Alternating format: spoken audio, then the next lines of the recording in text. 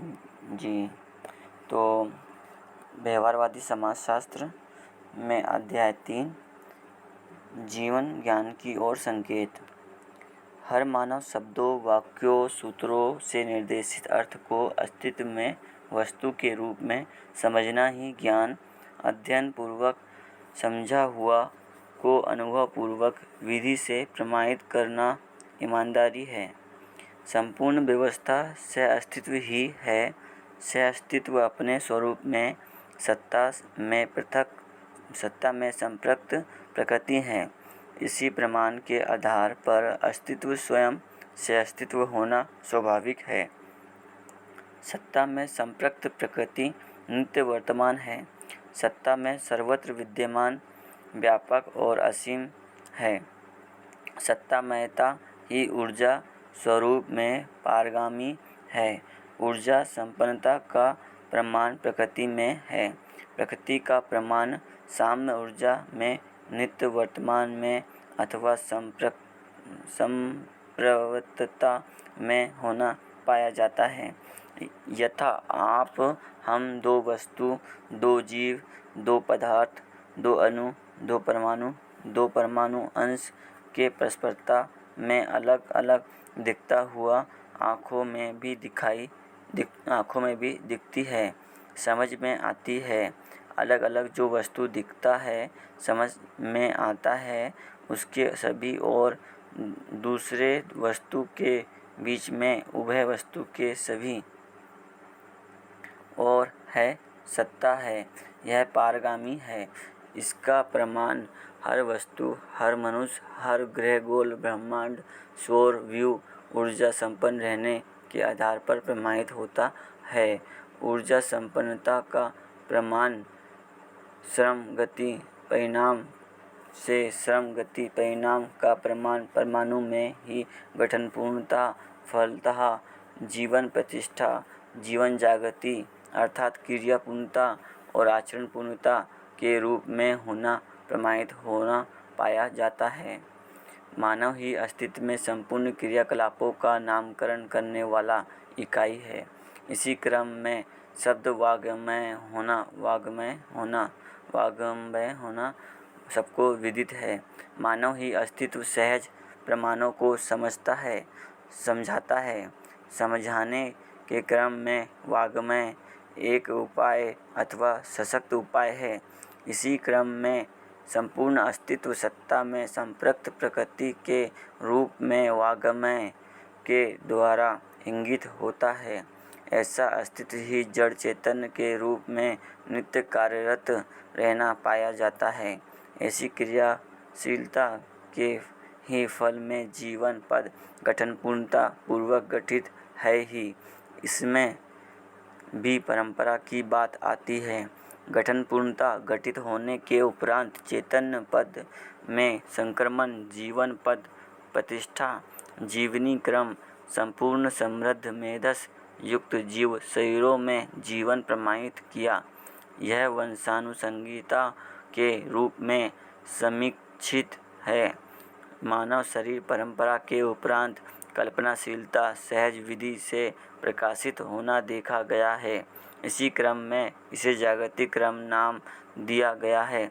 जागृति क्रम में हम मानव सुदूर विगत से अभी इस दशक तक क्या क्या कर पाए, यह पहले स्पष्ट हो चुकी है। सह अस्तित्व की रोशनी में अभी तक किए गए सभी कृत्य मानव सहज इच्छा पूर्ति अर्थात शरीर संवेदनाओं के अर्थ में ही चरितार्थ हुआ है और मानव में ही पाए जाने वाली शेष इच्छाएं जो चरितार्थ होना शेष है, वह भी चित्रण सहज तालिका में प्रस्तुत हो चुकी है।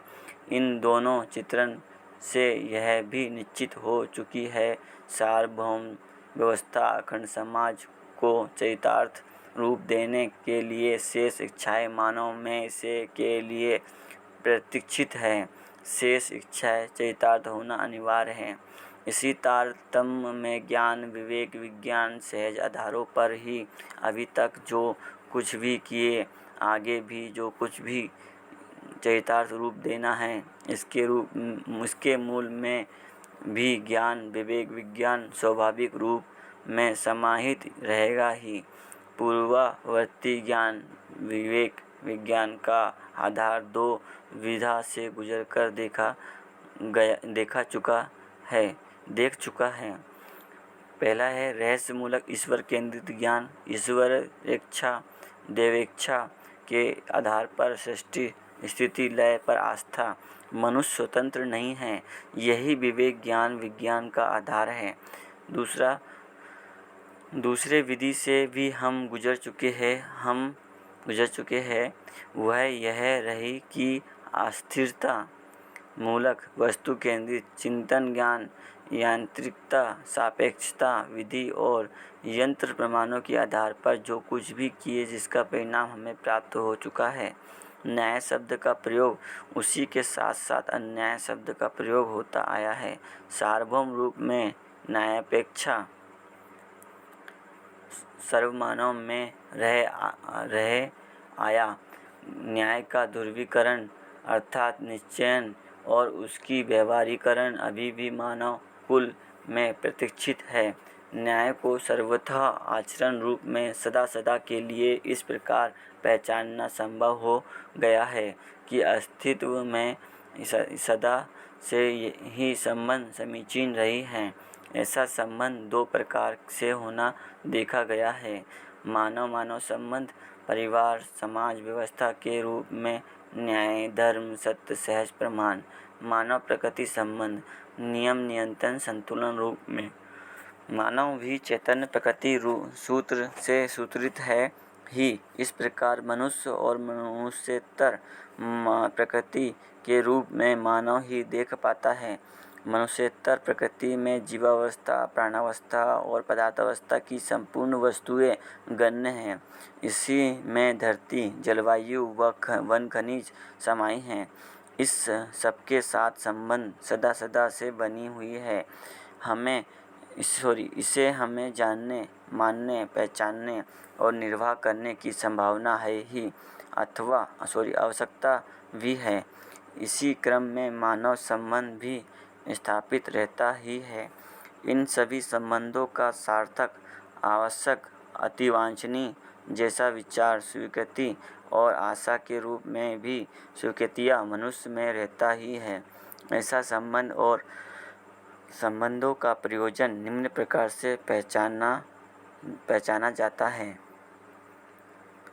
प्राकृतिक संबंधों का प्रयोजन धरती का संतुलन जल का संतुलन वायु का संतुलन वन खनिज का संतुलन। इनके संतुलन के फलस्वरूप ऋतु संतुलित रहना पाया जाता है।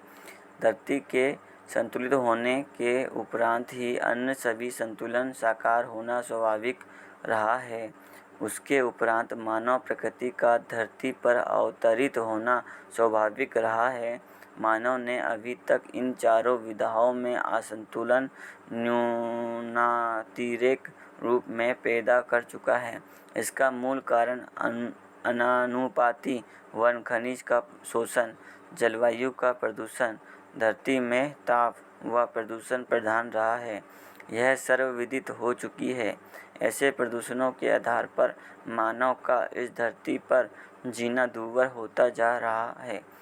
इससे छूटना अति आवश्यक मुद्दा है, इसलिए कि धरती ही असंतुलित होने के उपरांत मनुष्य का इस धरती पर रहने का प्रश्न ही नहीं रहता। इसी कारणवश सर्वमानव को अपेक्षा सहज जागृति संपन्न होना आवश्यक है। ऐसी जागृति के लिए तीन महत्वपूर्ण अध्ययन कार्य सम्मुख है। पहला जीवन ज्ञान, दूसरा अस्तित्व दर्शन ज्ञान, तीसरा इन दोनों मुद्दे में पारंगत होने का फल परिणाम मानवतापूर्ण आचरण ज्ञान देखा गया है। तीनों मुद्दे पर पारंगत होने के लिए सर्वमानव में जीवन सहज रूप में अहर्ता है ही। अस्तु सर्वमानव जीवन ज्ञान रूपी परम ज्ञान से अस्तित्व दर्शन रूपी परम दर्शन मानवतापूर्ण आचरण रूपी परम आचरण ज्ञान में सहज पारंगत हो सकता है। इसके मूल में अस्तित्व मूलक मानव केंद्रित चिंतन ही प्रधान वस्तु है। अस्तित्व में दृष्टा केवल मानव होने के कारण ही बहुमुखी, बहुआयामी प्रतिभा, व्यक्तित्व, व्यवहार और व्यवसाय उत्पादन संपन्न होने का आधार सर्वमानव में प्रकारांतर से रहता ही है।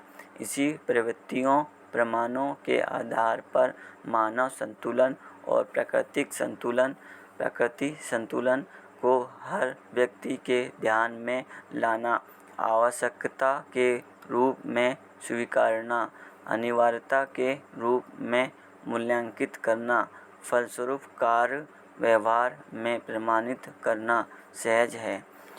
ऊपर कई निश्चयों के समर्थनों में अथवा विकल्पात्मक प्रस्ताव के समर्थन में सर्वमानव में वांछित सर्वशुभ का स्वरूप भी हमें समझ में आता है। इससे समाधान समृद्धि अभय सह-अस्तित्व सर्वसुलभ होने की अपेक्षा भी धरती और मानव संतुलन के साथ साथ निहित है। जीवन विद्या भले प्रकार से बोधपूर्वक अनुभवगामी विधि से अध्ययन कराया जाना सहज है, क्योंकि हर मनुष्य जीवन मूलक विधि से ही जी पाता है। जीवन मूलक विधि से जीने में विश्वास हो पाना ही स्वयं के प्रति विश्वास होने का तात्पर्य है। जीवन ज्ञान से अस्तित्व में मानव ही दृष्टा पद में होना समझ में आता है।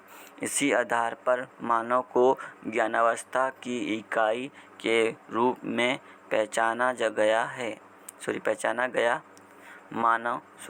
ज्ञान का तात्पर्य सुस्पष्ट हो चुका है कि जीवन ज्ञान वह अस्तित्व दर्शन है। इसमें जागृत होने के उपरांत स्वयं स्फूर्त विधि से ही विवेकपूर्ण तर्क विज्ञान सम्मत होना पाया गया है। ज्ञानावस्था सहज ज्ञान समृद्ध मानव ही प्रामाणिकता, समाधान और न्यायपूर्ण विचार, व्यवहार व कार्य प्रणालियों को प्रमाणित करता है।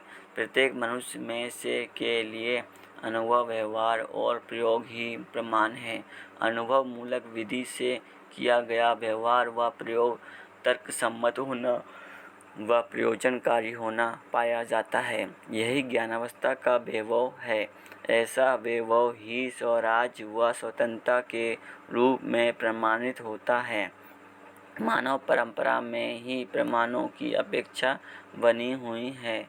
प्रमाणों के संबंध में मनुष्य सुदूर विगत से अपेक्षा आकांक्षा को व्यक्त करता हुआ ही आया है।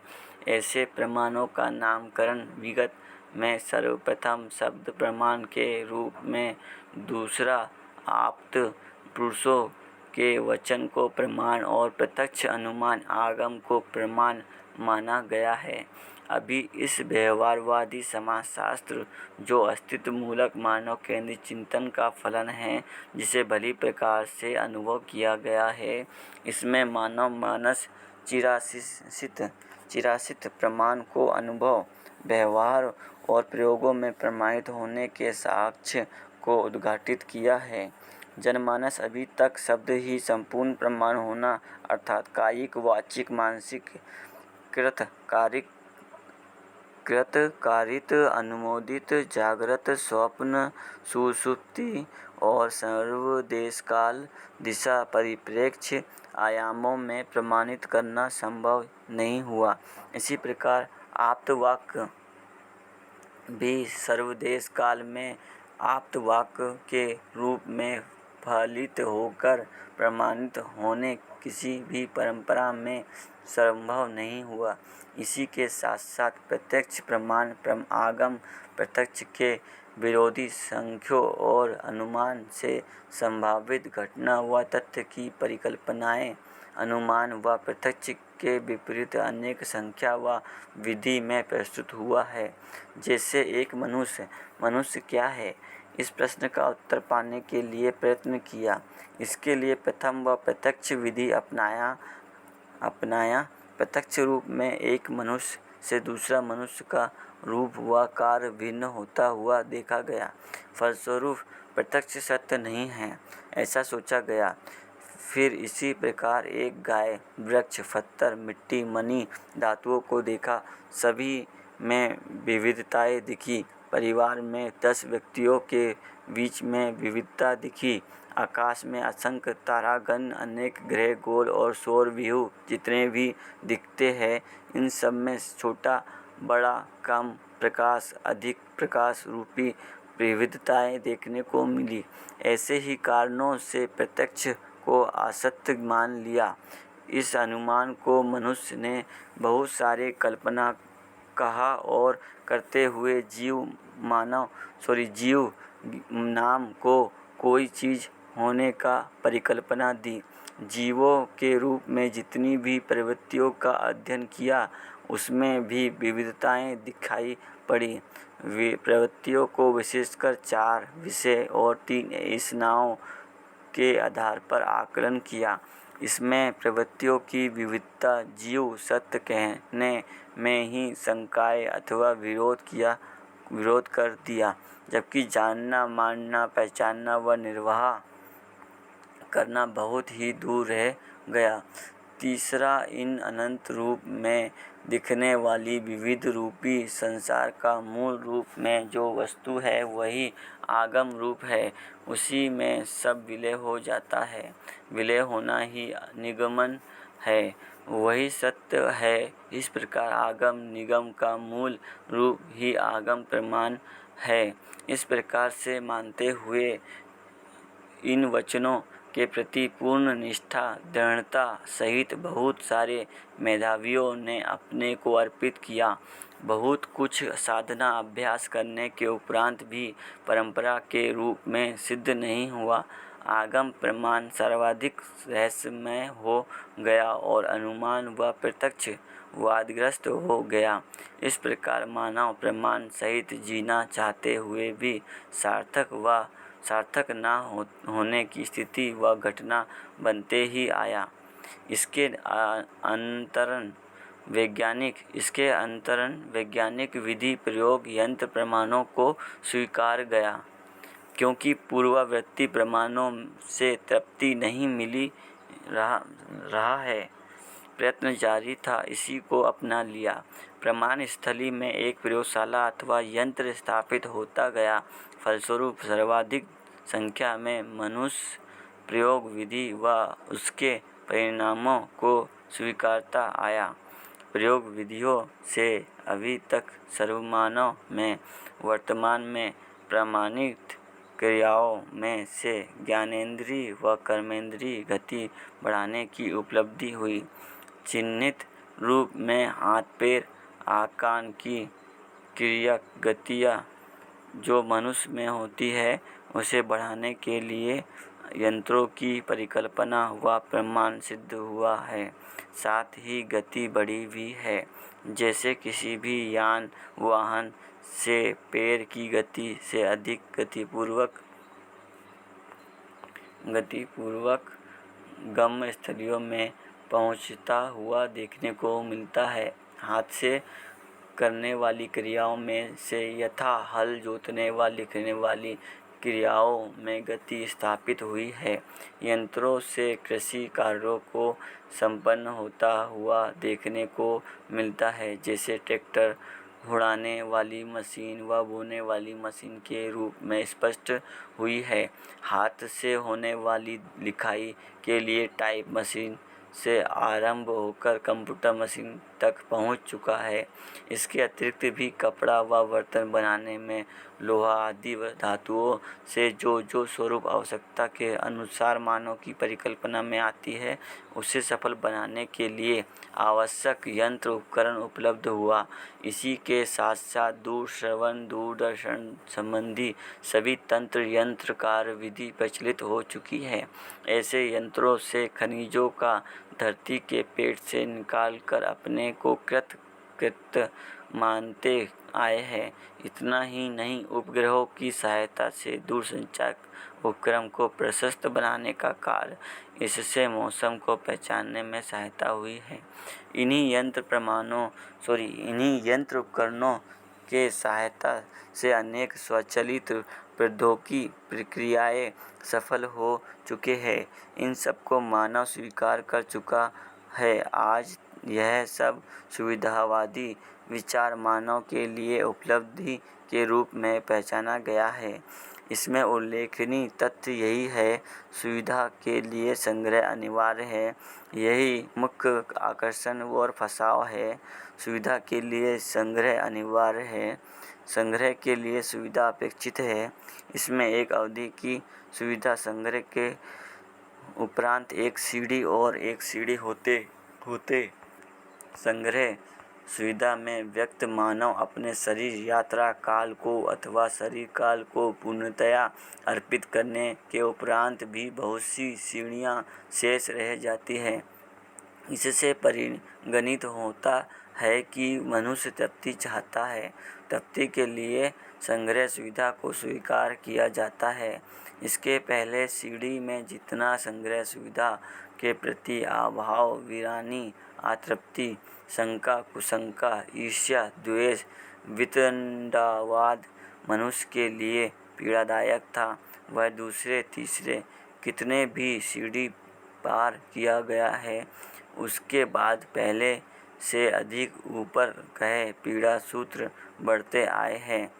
संपूर्ण मानव राहत पाने की अपेक्षा से ही यंत्र प्रमाण, प्रयोग प्रमाण और सुविधा संग्रह को स्वीकारा है।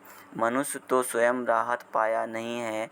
इसका साक्ष्य यही है, पहला कि बढ़ती हुई सामुदायिक कलह, परिवार कलह, दूसरा बढ़ती हुई प्रदूषण, तीसरा बिगड़ती हुई धरती।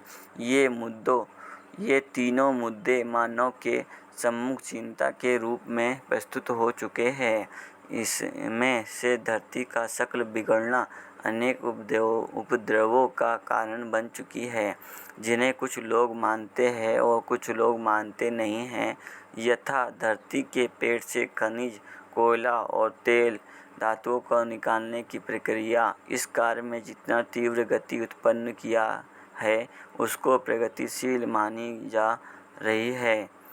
इससे जो कुछ भी धरती का पेट खाली हो गया अथवा धरती को खोखला बना दिया गया, उसका भरपाई अभी इस धरती पर वर्तमान मानव परंपरा रहते तक हो पाएगी या नहीं, एक विचारणीय बिंदु है। भरपाई तो बात की बात है, इसके पहले हम मानव को क्या क्या सोचने की ज़रूरत है, किस प्रणाली, पद्धति और नीति पूर्वक परिवर्तन को अपनाने की आवश्यकता है, इसके लिए हमें समझ क्या चाहिए, यह गंभीरता से विचार करने और निर्णय लेने की बिंदु है। इस निर्णय के पहले और एक बिंदु है, धरती की शक्ल जैसी भी बिगड़ी है, उससे भावी परिणाम क्या क्या घटित हो सकते हैं, इस पर भी एक बार विधिवत विचार करने की आवश्यकता है। इसलिए कि कम से कम अवधि और शीघ्र प्रदूषण कार्यकलापों को सर्वथा स्थगित कर सके और विकल्पों को अपनाने में उत्साहित हो सके। धरती आज जिस शक्ल में दिखाई पड़ रही है, उसमें से खनिज, तेल और कोयला धरती से बाहर कर दिया गया। धरती को एक अपने ढंग से क्रियाशील, स्वचालित वस्तु के रूप में पहचानने के उपरांत यह समझ में आता है कि यही धरती इस सौरव्यूह में एकमात्र वैभवपूर्ण स्थिति में है, क्योंकि इसी धरती पर पदार्थावस्था, प्राणावस्था, जीवावस्था व ज्ञानावस्था चारों अवस्थाएं प्रकट हो चुकी है। इसमें से ज्ञानावस्था के मनुष्य ही इस धरती का पेट फाड़ने के कार्यक्रम को प्रस्तुत किया है। इसके सामान्य दुष्परिणाम भी आने लगे हैं, जैसे जल, वायु और धरती में प्रदूषण। प्रदूषण का तात्पर्य असंतुलन से ही है।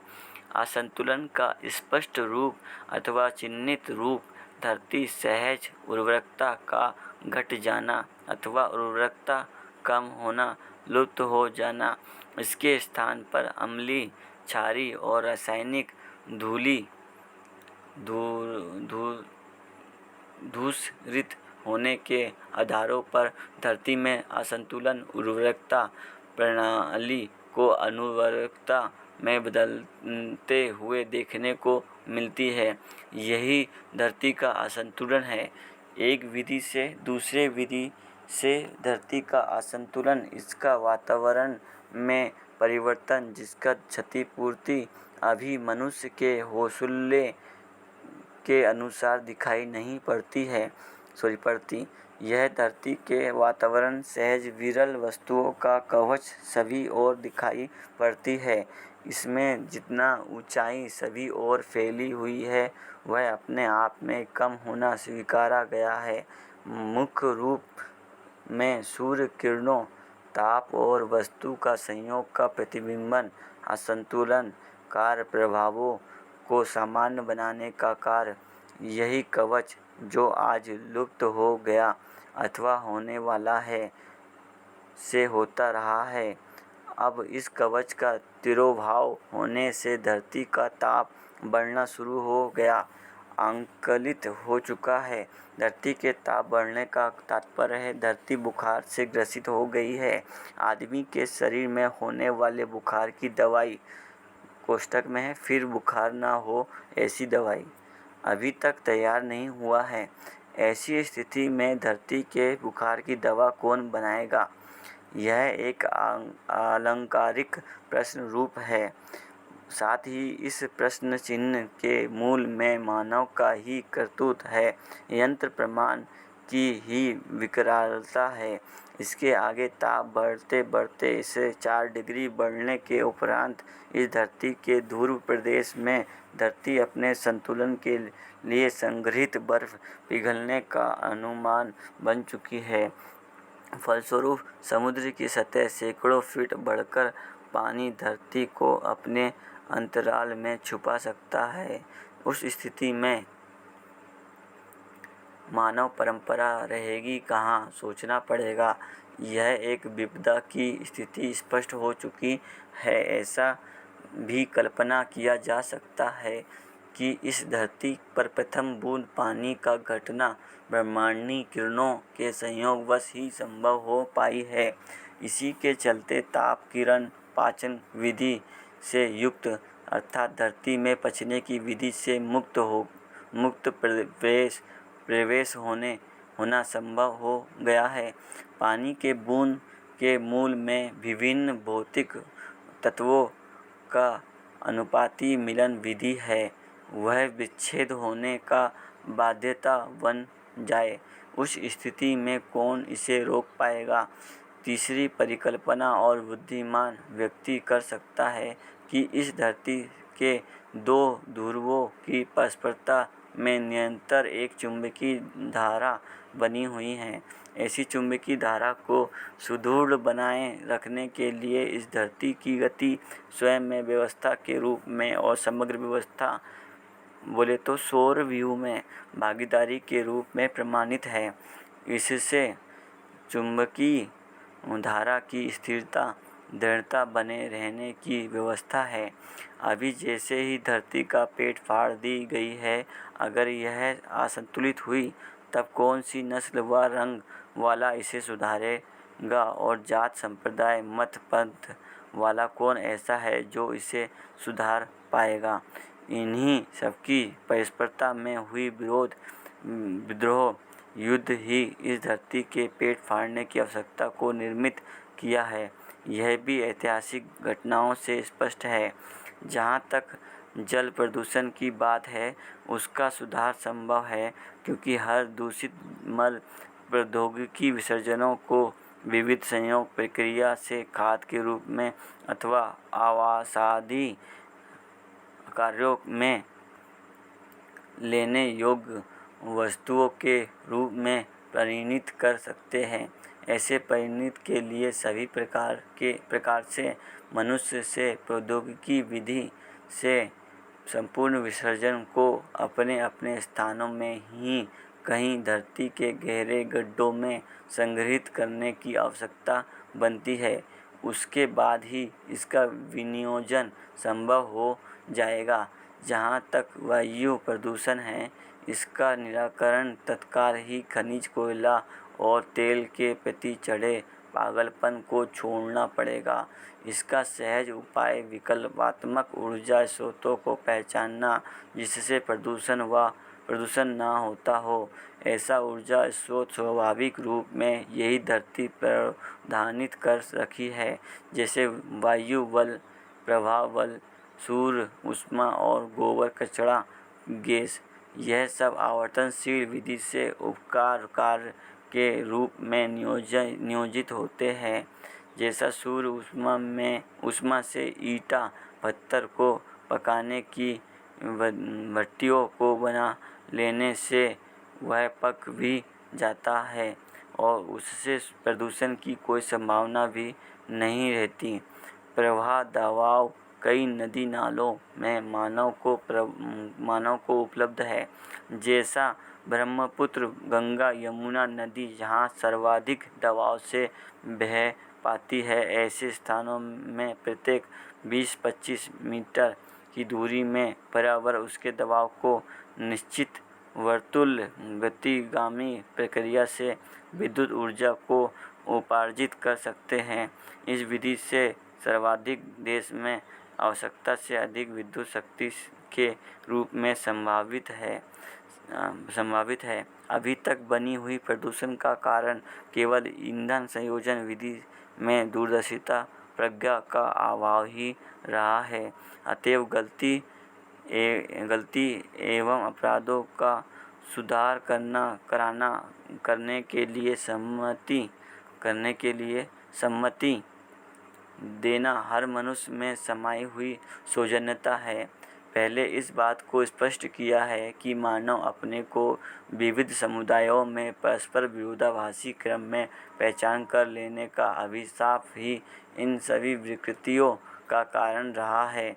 मूलतः इसी का निराकरण और समाधान अति अनिवार्य हो गया है, क्योंकि शोषण, द्रोह, विद्रोह और युद्ध को हम अपनाते हुए किसी भी विधि से वर्तमान में विवश हो नहीं पाएंगे, बल्कि भय, कुशंका, दरिद्रता, दीनता, हीनता, क्रूरता मंडराते ही रहेंगे।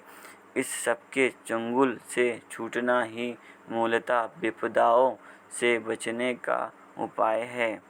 तालिका 1 क्रमांक 1 जीवन बल, क्रिया, जीवन शक्ति और क्रिया। तो जैसे कि जीवन बल मन है तो उसकी क्रिया आस्वादन है, और जीवन शक्ति आशा है तो उसमें क्रिया चयन है। और जीवन बल वृत्ति है तो क्रिया उसकी तुलन है।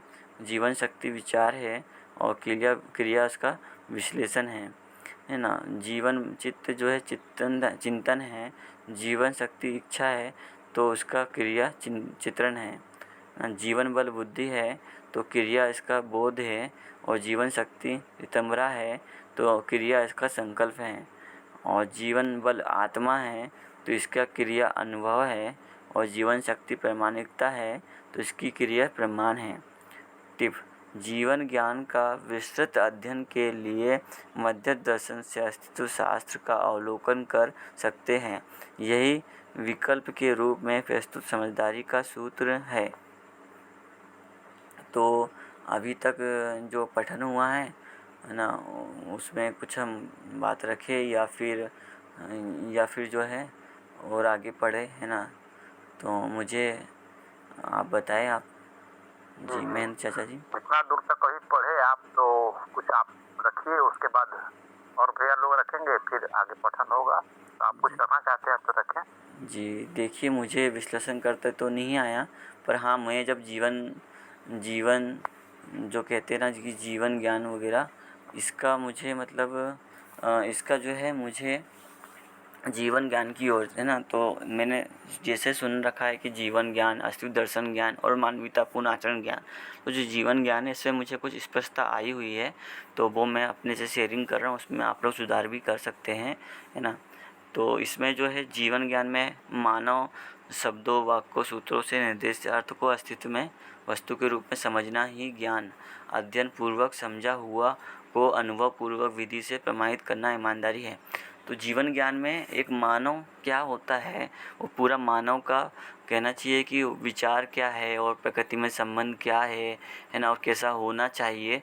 ऐसा मुझे एक व्यवस्था को लेकर के मुझे समझ में आया कि जो जीवन ज्ञान होगा तो वो फिर हर चीज़ को अच्छे से देख पाएगा, है ना, अपने अपने जो है आचरण को भी देख पाएगा, और प्रकृति में भी हमको कैसे क्रियाकलाप करना है इसको भी देख पाएगा। तो जीवन ज्ञान पहले अभी हुआ नहीं था, अभी तक भी जो भी मतलब हमारा ईश्वरवाद आया उसमें भी नहीं हुआ, और जो भौतिकवाद आया उसमें भी ये छूट गया, है ना। छूटा क्या, अधूरा ही था, पूरा नहीं हो पाया, पकड़ नहीं पाया। क्यों? क्योंकि परंपरा में ऐसा देखने को मतलब हमको अभी मिला नहीं था पूरा, क्योंकि हम ही लोग जो है विकास में चल रहे थे। तो और हमने जो भी भ्रमवश अभी तक जो भी किया, तो उससे हमने धरती को एक तरीके से अपने धरती को बीमार करने की ओर लेके हम लोग गए, है ना। और इसको हम भर पाएंगे कि नहीं भर पाएंगे, इसका अभी कुछ मतलब अनुमान नहीं है। पर हाँ, अब हम अगर समझ के हम स्वयं में व्यवस्थित होते हैं तो हम इस समग्र व्यवस्था में हम कुछ अपना मतलब आगे सही को कर पाएंगे। और अभी तक हमने जितनी भी चीज़ें जो बनाई हैं, जैसे कि ना मशीनें हैं, गाड़ियाँ हैं, तो इनसे जो है एक तरीके से हमने उसको बहुत ज़्यादा उस पे यूज करना और उसको मतलब उपयोग करने में हमने इस चीज़ को लेके आया है।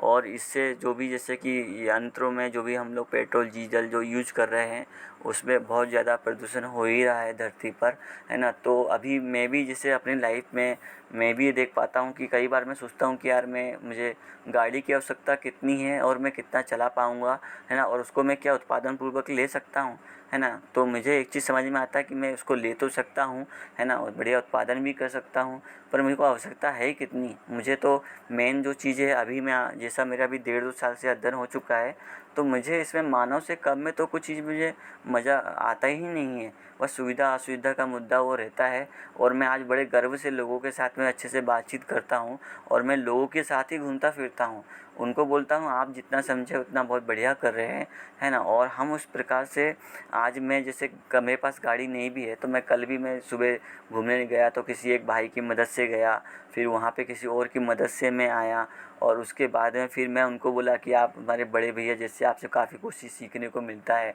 एक संबंध भी मेरा बना उनके साथ में। और फिर वहाँ से उन्होंने मुझे छोड़ दिया ना, मैं दूसरी जगह मुझे काम था, तो फिर मैं वहाँ से फिर मैं थोड़ा बहुत पैदल चल के फिर मैं अपना लोगों से फिर लिफ्ट मांग के मैं आया। तो मुझे लगता है कि ये जो मेरा मानव संबंध है यही मुझे तृप्त करता है। और मुझे ये जो है कि चलो भाई कोई गाड़ी से जा रहा है, उसको तो जितनी उसकी समझ है उस हिसाब से वो गाड़ी चला रहा है ना, तो मैं अपनी स्वयं की गाड़ी क्यों लूँ, मैं सोचता हूँ, है ना। पर हाँ, कभी कुछ इमरजेंसी रहे तो हम इतने बढ़िया संबंध बनाएं कि वो व्यक्ति इस बहाने अपने को या हम उसको याद तो करें, है ना। और इंसान को इंसान काम आता है, ये मुझे समझ में आया। ईश्वर भगवान जो है ये सब जगह ही है, ऐसा मैं मतलब अपने में एक तरीके से समझ पाता हूँ। उसको अनुभव तो अभी नहीं कहेंगे, क्योंकि जो इधर जो अनुभव बोला गया है वो काफ़ी मेरे लिए अभी थोड़ा समझने में काफ़ी दूर है, और जीने में उसका प्रमाण जब तक ना हो जाए तब तक मैं ऐसा नहीं कहूँगा कि मुझे अनुभव हो गया है। पर हाँ, मुझे ऐसा छोटा छोटा जो चीज़ है अभी समझ में आता है, तो उसके हिसाब से मैं अपने में काफ़ी मतलब अच्छा महसूस कर पाता हूँ, और लोगों को मैं ये सब चीज़ें बता भी पाता हूँ, और लोग इस सब चीज़ों को स्वीकार भी कर पाते हैं, है ना। तो मैंने अभी तक ये देखा कि हम लोग धरती को तो बर्बाद कर ही रहे हैं केमिकल डाल के, है ना। तो मैं अभी आजकल जो भी लोग मुझे मिलते हैं तो मैं उनको बताता हूँ कि हम लोग ऑर्गेनिक खेती करते हैं, गौशाला हम लोग चलाते हैं, है ना, फल फूल उद्यान लगा रहे हैं, और हम लोग कुछ प्रोडक्ट का उत्पादन करते हैं, और उससे हम लोग अपना घर वगैरह चलाते हैं। तो मेरे साथ में काफ़ी लोग मतलब अभी अटैच हो रहे हैं, टकरा रहे हैं, क्योंकि मैं उनको कहता हूँ कि ये बातें थोड़ा सा आपको अच्छी ज़रूर लगेगी, पर इसको जब तक थोड़ा जीने में अभ्यास नहीं करो आप, जैसे कि हम नौकरी करते हैं तो पार्ट टाइम हम उसको कुछ तो करें, उसका मनन ही करें, कम से कम उसका हम समझने से हम अपनी उपयोगिता को जान पाते हैं। तो कल मेरा काफ़ी सारे 2-4 लोगों से मिलना जुलना हुआ, और मैं उसमें जो है लोगों से बढ़िया बातचीत भी कर पाता हूँ। तो मैं ये देख पाता हूँ और उनको ये भी कहता हूँ कि भाई देखो, मैं एक स्टूडेंट हूँ, और स्टूडेंट के ज़रिए से मैं चीज़ समझा हूँ, है ना। तो क्या आप लोगों को भी ऐसी समझ में आती है? बोले हाँ, ऐसा आता है। और समझने की उनकी जिज्ञासा बनती है, तो फिर हम इन सब चीज़ों को वहाँ पहुंचा पाते हैं उन तक।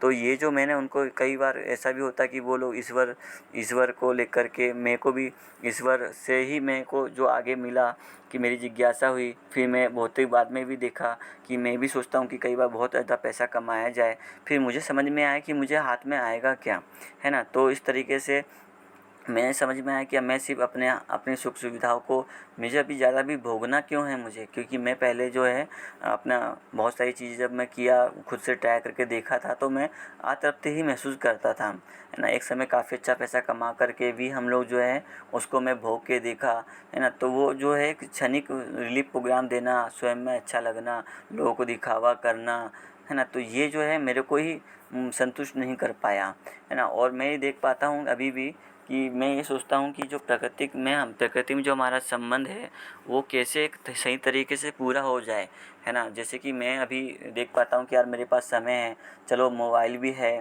तो अभी मेरे पास खाली समय बिल्कुल नहीं रहता है। क्योंकि मैं सोचता हूँ कि जो या तो कुछ चीज़ सीखा जाए उसमें, या जो चीज़ सीखा है वो उसका लोक व्यापीकरण लोगों तक पहुँचाया जाए, है ना। तो ये मेरा रहता है ताकि लोग जल्दी से अपने में स्वयं में जागरूक हो, छोटी छोटी चीज़ें करें। मैं ये नहीं कहता कि एक दिन में ही जो है वो अपना मतलब कुछ बड़ा सा कर ले, या मैं ये नहीं कहता, क्योंकि मुझे मालूम है कि जो भी सारा जो काम होना, जब तक जीवन ज्ञान नहीं होगा, जब तक समझ नहीं होगी, वो अपने पे ही काम करने का कार्यक्रम है। तो काफ़ी ऐसा हम लोगों के साथ में मतलब भी लोग टकरा रहे हैं, और मैं 1 महीने तक तो ऐसा और काम करने ही वाला हूँ, लोगों से समझने, मिलने जुलने। इससे मेरा जो भी एक विचार है वो काफ़ी पक्का हो रहा है। लोगों के साथ में एक संबंध जो है, कहना चाहिए संपर्क से संबंध की ओर कैसे जाए, उस पे भी मेरे में जो है एक वो चीज़ भी आ रही है कि हाँ, मैं ऐसा संपर्क से संबंध तक मैं जा सकता हूँ। उनको भी ये चीज़ ज्ञात हो रहा है कि भाई हाँ, हर इंसान समाधान के साथ में मतलब जी सकता है। तो ऐसा मुझे जीवन ज्ञान जब हो रहा है धीरे धीरे, है ना, और जैसे वो पूरा होगा तो इसका जो है वो व्यवहार का जीने में प्रमाण आ पाएगा, है ना। कल ही एक साथ में मेरे साथ में एक भाई है, वो बोले भाई आपका व्यवहार में कब दिखेगा ये सब चीज़ें। मैंने बोला भाई देखो अभी तो मैं क्रम में हूँ, है ना, और मुझे स्वयं में 12 साल मुझे लग सकते हैं। बाबा जी को 6 साल लगे, उससे पहले भी जब आ जाएगा मुझे 12 साल से अगर पहले लगेगा तो मुझे उसमें मैं उसका प्रमाण दिखा पाऊँगा, मैंने उसको ऐसा बोला। तो फिर वो बोले कि हाँ ठीक है, अब मैं जो है आपके साथ में काम मतलब जो भी अभ्यास करना है वो सोचूंगा कि करूँ कि नहीं करूँ, है ना। तो मैंने कहा हाँ, ये आपकी स्वतंत्रता है। तो मैं अपने तरफ से जब स्पष्ट हो पाता हूँ कि भाई जितना मैं समझा हूँ उसके प्रति मैं कितना क्रियाकलाप कर पाता हूँ, है ना, उसमें मैं जितना बोलता हूँ कि उतना मैं थोड़ा प्रयास भी कर पाता हूँ, तो ये लोग भी मुझे कहना चाहिए वॉच करते हैं बहुत सारे लोग। तो हम में भी एक होता है कि हम उनको स्पष्ट तरीके से बता पाते हैं अभी हम इतना समझे, इतने के लिए अभी हम और आगे कार्यक्रम बना रहे हैं। तो ऐसा मैं अपने में समझ पाया। तो आप लोग में से भी कुछ लोग बात रखें, मैं चाहूँगा, क्योंकि ऐसा ना हो कि सिर्फ मैं ही मतलब अपना टीवी चलाते रहूँ, है ना। क्योंकि आप लोगों को मैं सुनना चाहता हूँ, क्योंकि मुझे मालूम है कि स्वयं में मेरा निरीक्षण होना चाहिए, और आप सब हम परिवार है तो उसमें भी परीक्षण होना ही चाहिए, है ना। और फिर ये कितना अच्छा है ये सब तो बताते ही है समाज में सर्वेक्षण के रूप में। जी, तो आप लोग भी कुछ कहें। बहुत अच्छा रवि भाई।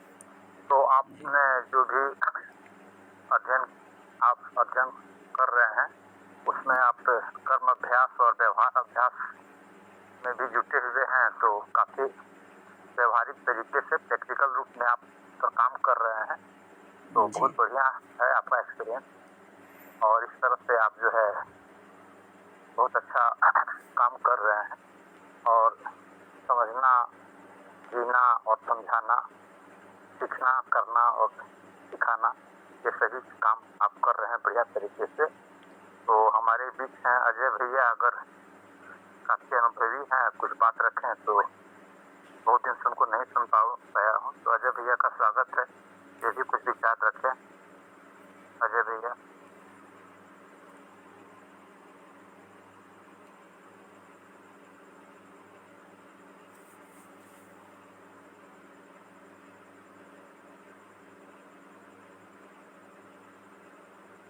अजय भैया शायद नहीं सुन पा रहे हैं, तो पवन भैया का स्वागत है।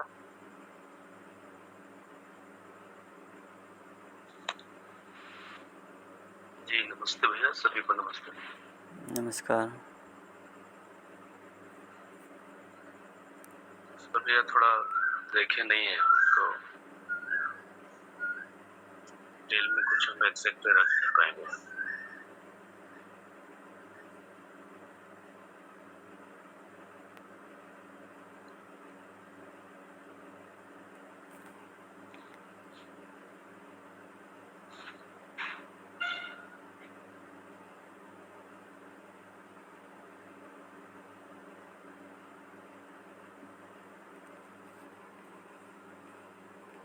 पा रहे हैं, अपने विचार रखें। जी आज क्षमा करेंगे क्योंकि हम ध्यान ही नहीं दे पा रहे इधर अभी। ठीक है काका जी, कोई बात नहीं, कोई बात नहीं।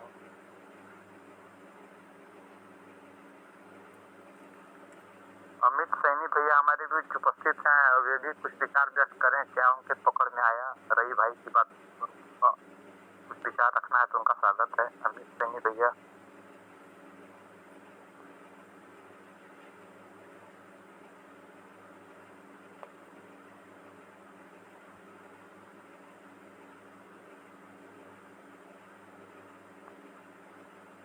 अमित सैनी भैया सुन पा रहे हैं? नमस्ते भैया जी। नमस्कार नमस्कार, स्वागत है, अभिनंदन। रवि भैया ने बहुत बढ़िया बताया। वैसे मैं लेट जुड़ा, मैं 3 बजे उठा, फिर दोबारा नींद आ गई 4:30 बजे, 5 बजे फिर उठा, आंख लग गई थी बीच में, तो लेट जुड़ पाया। मैं किताब को तो पूरी तरह से नहीं जुड़ पाया जो भैया जी ने पढ़ी थी, पर उन्होंने जो उसके जीवन ज्ञान और अस्थि दर्शन ज्ञान, मान्यता आचरण ज्ञान के बारे में बताया है। तो इसके बारे में मैंने पहले सुना हुआ है कि जीवन ज्ञान और अस्तित्व दर्शन ज्ञान से एक साथ ही होता है। वो तो फिर बाबा जी को हुआ है न होगा, हमें तो ये अध्ययन विधि से होना है। अध्ययन विधि से उपलब्ध हुआ है कि अध्ययन करेंगे उसके बाद होगा है। तो अस्तित्व में अब जो बताया गया बाबूजी की जो अनुभूति है उसको सुन रहे हैं कि किस तरह से मानव का एक आचरण होना चाहिए और उसको जीवन में उतारने के बाद वो धीरे धीरे हमें इसमें वो बताया कि अस्तित्व क्या है और मानव क्या है, तो जीवन क्या है। इन सब चीजों को रखते हुए अपने अंदर मानव किस तरह से जीता है उसको ध्यान पूर्वक मनपूर्वक उसको अभ्यास करते जाएं, तो उसके बाद ये धीरे धीरे अध्ययन विधि है ये जी। इतना ही तो हुआ। वैसे भैया जी ने रवि भैया ने काफी कुछ बताया है और सारी बातें नहीं बता पाऊंगा और ना ही इसकी शायद आवश्यकता है, पर अच्छा बताया भैया जी, अच्छा काम कर रहे हैं और काफी ग्रुप भी बनाए हैं और कर्म अभ्यास में भी लगे हुए हैं। हमारी बातें होती रहती है, शाम को भी होती है हमारी गोष्ठी, इनकी 9 बजे से होती है, जो मैं 9:30 बजे ज्वाइन करता हूँ। वहाँ भी कुछ भाई आते हैं तो वहाँ पर भी व्यक्त वो भी होते हैं। हम भी कोशिश करते हैं कि किस तरह से जो हमें कुछ अभी सुना हुआ है, श्रुति में है, वो हम बता पाए और बताने के बाद हमें ये खुद में भी जब बताते हैं तो खुद में भी फिर से देख पाते हैं कहाँ कमी है। जी भैया जी नमस्ते सभी को, इतना ही शेयर करूंगा मैं भी। जी भैया बहुत बहुत धन्यवाद। और कोई भैया अगर स्वयं स्फूर्त विधि से कुछ विचार रखना चाहे तो स्वागत है। जी संदीप चाचा जी से भी हम सुनना चाहेंगे। जी अगर अनुकूल स्थिति में है तो राम शंकर भैया और संदीप भैया भी व्यक्त हो सकते हैं, अजय भैया भी व्यक्त हो सकते हैं, स्वागत है।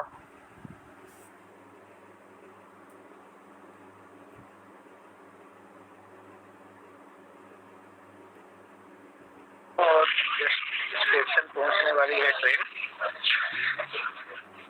जी भैया थोड़ी सी आप ट्रेन में है इसीलिए दिक्कत हो रही है। जी भैया तो रवि भाई आप ये भी कहना चाहता था अगला 8 दिन हमारा थोड़ा उधर ही व्यस्त रहेगा। जी जी जी। और दोनों तरफ ईमानदारी नहीं रख, अगर कहीं भी जाए तो उसके प्रति ईमानदारी रखनी चाहिए। जी जी। अगर तो फिर इधर अच्छा नहीं हो पाता है। जैसे आज मुझे बहुत बुरा लग रहा है जिस तरह से बातें हो रही, लेकिन हम कुछ कर नहीं पाते। तो क्या करना चाहिए, इसको 8 दिन के लिए स्थगित रखना चाहिए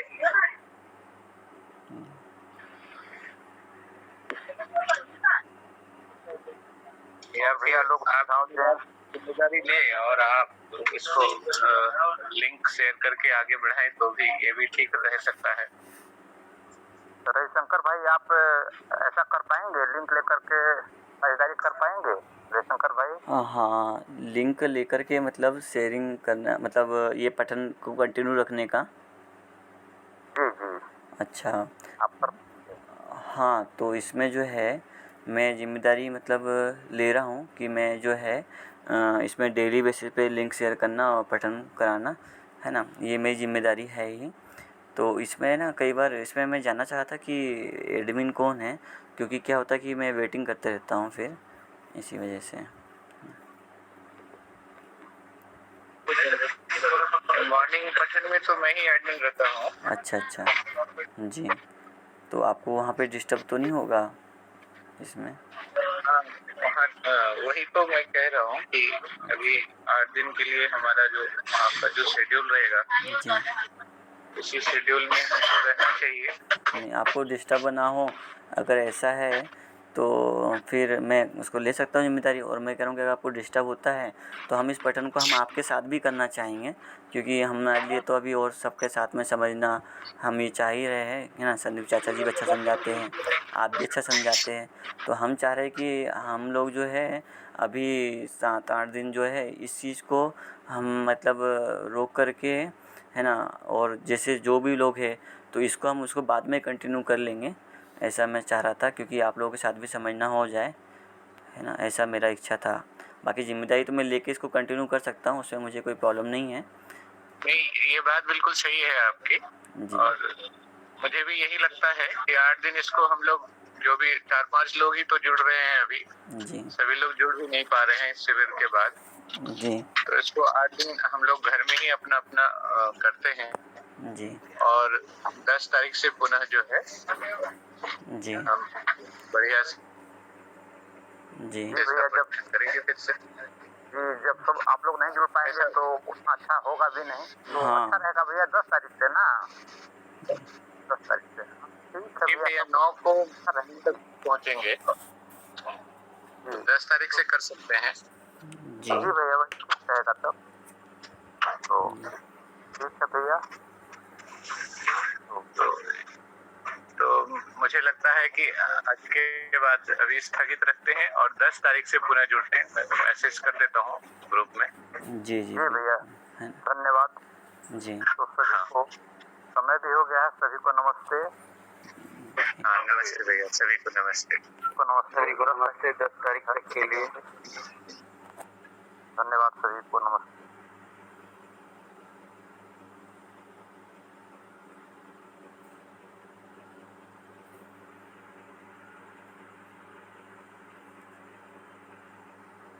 जी, सभी को नमस्कार।